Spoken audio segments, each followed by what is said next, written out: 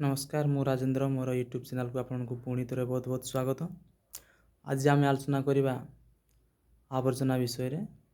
आपन तो समाज रे चारिआडे जेकोसी चारिआडे आप लक्ष्य करुवे कूड़ कूड़ मैला कूड़ कूड़ आवर्जना चतुर्दिगरे जियाड़े देखिए आप देखुवे चारिआडे पूरा अपरिष्कार अपरिच्छन्न परिवेश आपण मैंने लक्ष्य करुवे परिवेश रे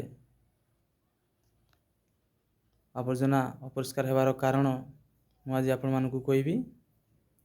ଏହାର ମୁଖ୍ୟ କାରଣ ହେଉଛି ଜୀବନଶୈଳୀ। ମନୁଷ୍ୟମାନଙ୍କର ଜୀବନଶୈଳୀ ଉପରେ ନିହାତି କାରଣ ଆଜିକାଲି ଯେଉଁ ଜଙ୍ଗଲକୁ କାଟି ସଫା କରୁଛନ୍ତି ଏବଂ ପ୍ଲାଷ୍ଟିକ ବ୍ୟବହାର ଅନେକ ଗୁଡ଼ିଏ ବିଷାକ୍ତ ପଦାର୍ଥର ବ୍ୟବହାର ଏବଂ ଖଣିକୁ ପୁରା ପରିବେଶକୁ ନଷ୍ଟ କରିଦେଇଛନ୍ତି ଏବଂ ଚାରିଆଡ଼େ କଳକାରଖାନା ମାନଙ୍କର निर्गत विषाक्त वायु एवं विषाक्त जल जोगु चतुर्दिग आड़े आवर्जना अपरिष्कार रही। तेणु यार एथिपाई दायी होती मनुष्य। कारण समाज रे मनुष्य ही चाहिए परिवेश को एवं समग्र जगत को सुंदर करिपारिबो। एणु मनुष्य हेउची श्रेष्ठ जीव। तेणु यह मुख्यतः मनुष्य ही दायी।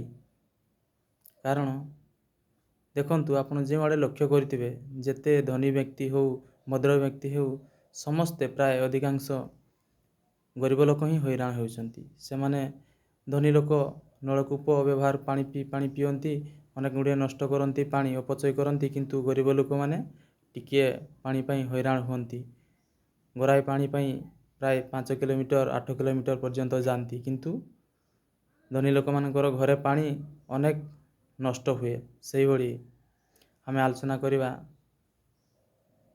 आवर्जना प्लास्टिक जिनस अधिकांश तो अनेक गुड़िया धनी लोक व्यवहार करती। धनी लोक मिडिल क्लास से मैंने व्यवहार अधिकांश तो करती किंतु हैरान होती गरीब लोक से माने परिवेश प्रदूषण चाष जमी रे चाष नहेबा गोरु गाई खाई मृत्युवरण करवा एवं अपरिष्कार परिवेश रही निम्नमानर बा नीच श्रेणी लोक मैंने विभिन्न प्रकार रोग आक्रांत होगा।